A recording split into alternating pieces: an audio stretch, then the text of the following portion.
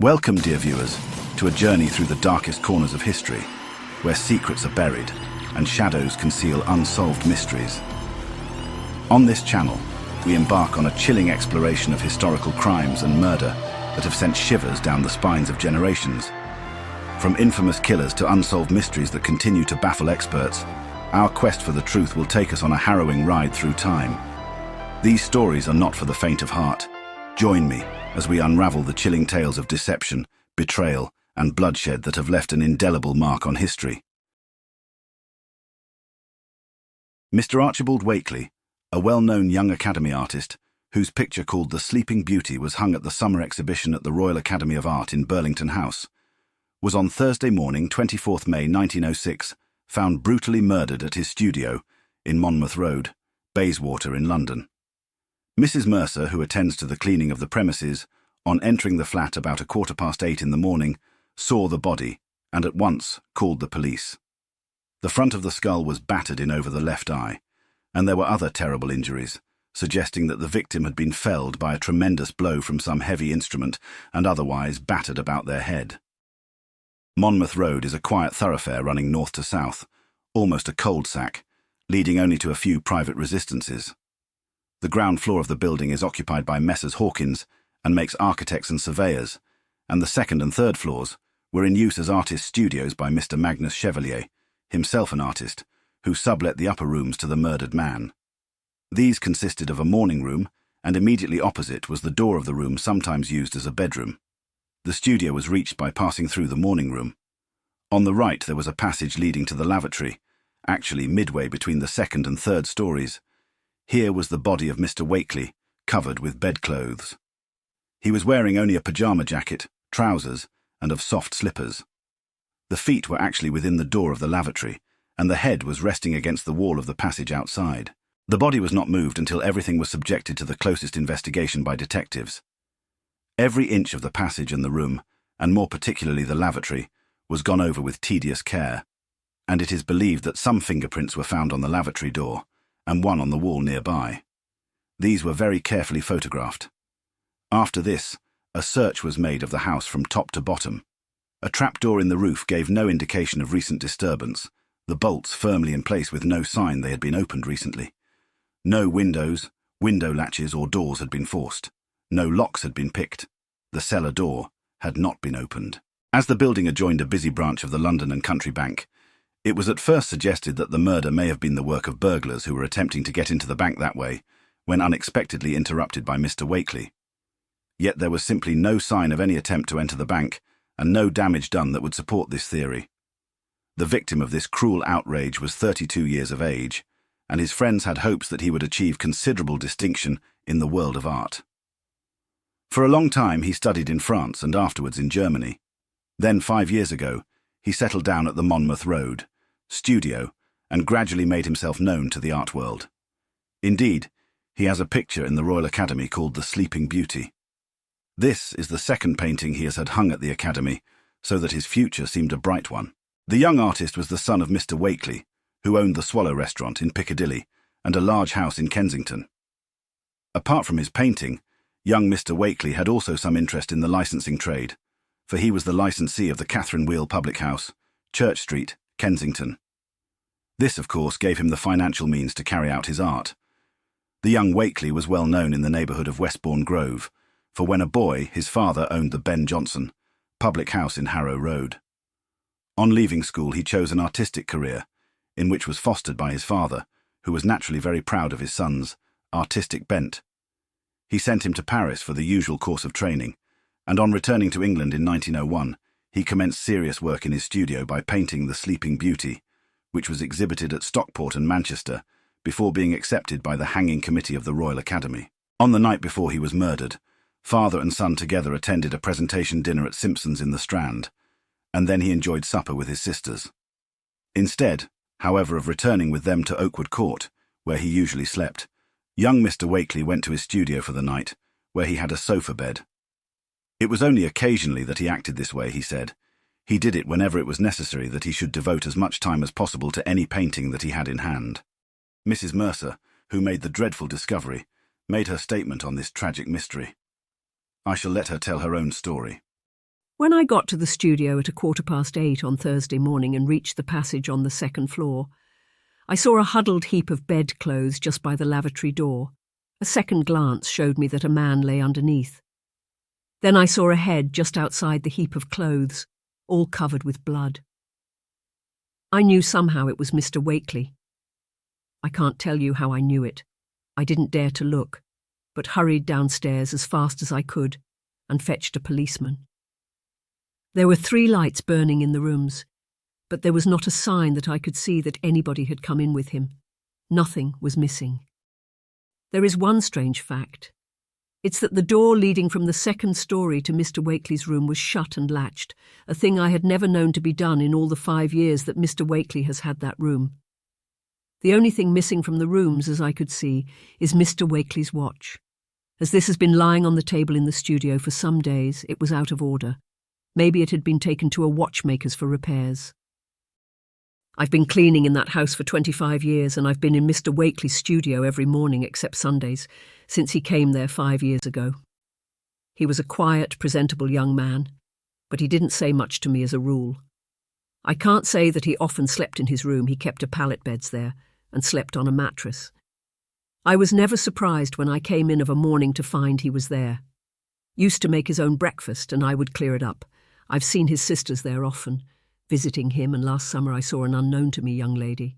She was very attractive and came when I was doing the rooms, and she stayed after I left. She was a model, I have reason to believe. Outside of his relatives and that young lady, I never saw any ladies. Certainly nobody. But himself ever occupied the studio at night, that I can say without being contradicted. Next, Mr. Magnus Chevalier, the artist who sublet the studio to Mr. Wakeley, told the police, now speaking his own words. All that I could possibly suggest which would throw any light upon the tragedy, I would draw particular attention at the outset to the extreme reserve of the young artist. I am unable to say very much regarding the private life of Mr. Wakeley. Though we were so much together, he very rarely spoke of himself to me. Indeed, I might almost say that for weeks together he did a little more and passed the time of day. He had many friends came to visit him, however. Recently he had got into a military clique. He used to paint the portraits of young officers. It may be that the crime was actuated by revenge.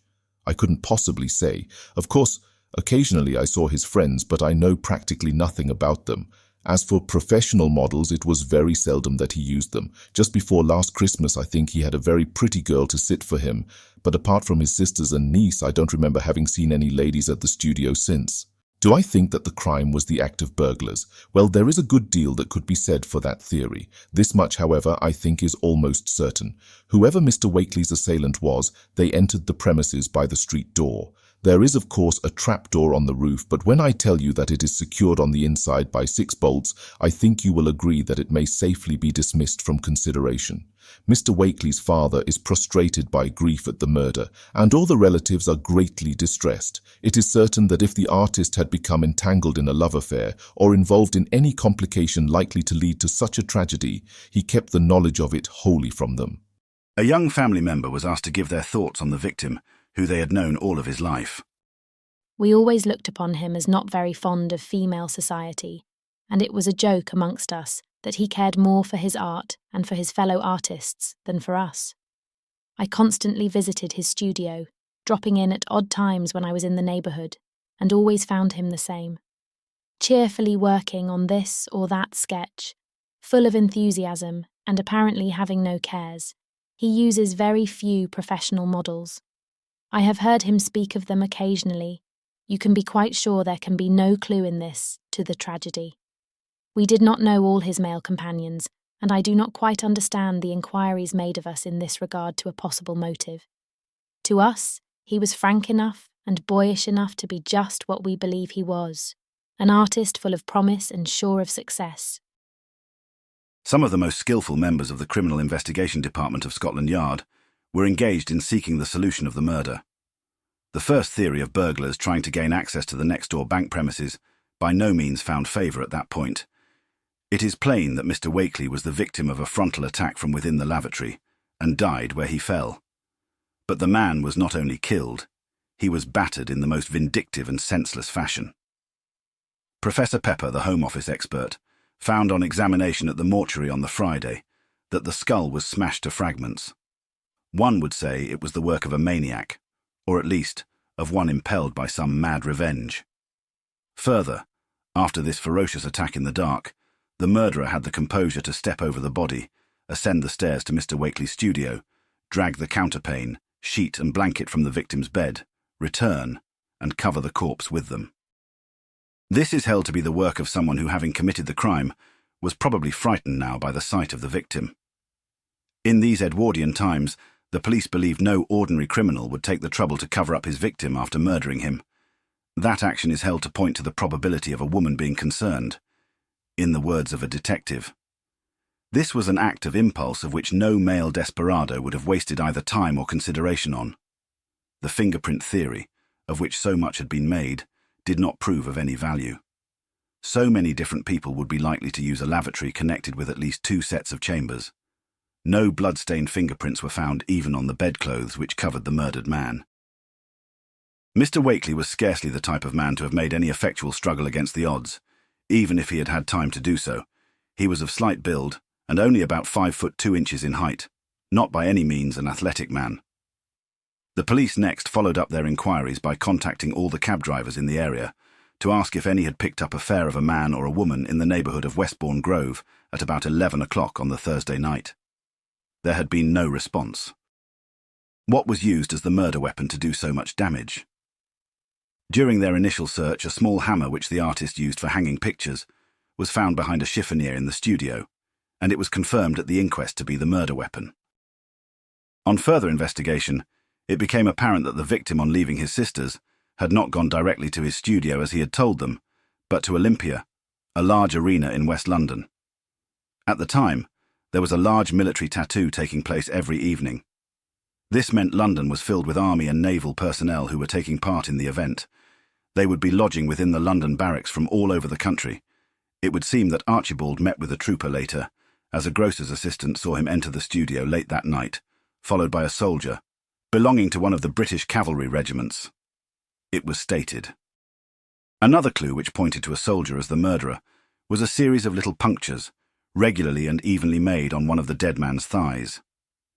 The instrument most likely to have made these marks, said the doctors, was a spur. This was only hinted at during the inquest, as I believe the coroner and the doctor wanted to spare the family from a public scandal. It seems quite clear that the victim and soldier were having a homosexual relationship, which today would not be frowned upon. Yet in England before 1967, it was illegal with punishment in prison. Oscar Wilde, the famous playwright, was imprisoned, as too was Alan Turing, famous for breaking the Enigma code. As you can see, to publicly state there was a homosexual relationship would cause outrage. However, the police thought it very likely that, on evenings Wakeley chose to sleep at the studio, he would indulge his sexuality. On this night, the police believed the pair indulged in some sexual horseplay involving the spurs during their encounter.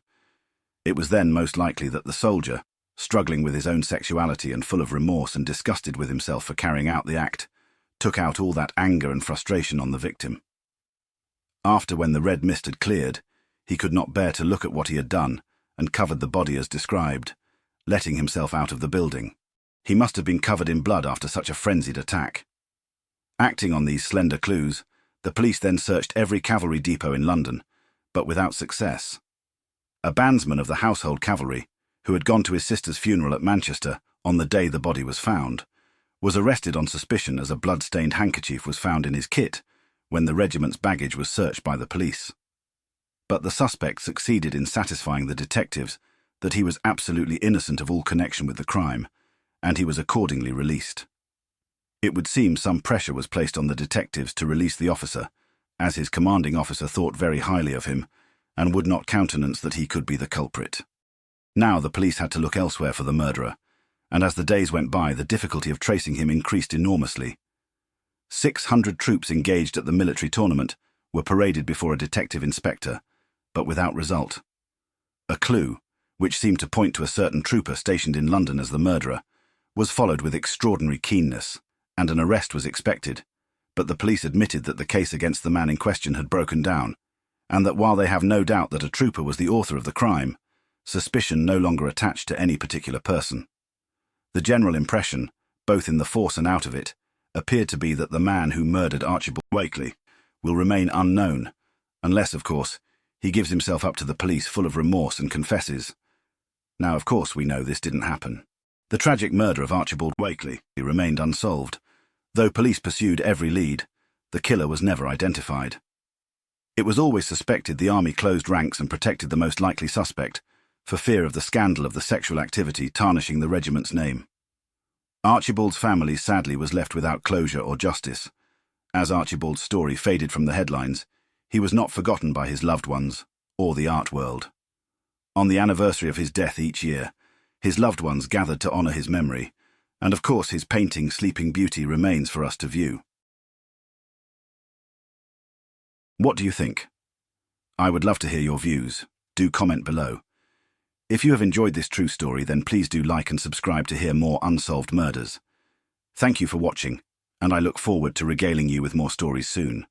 Thank you, and goodbye.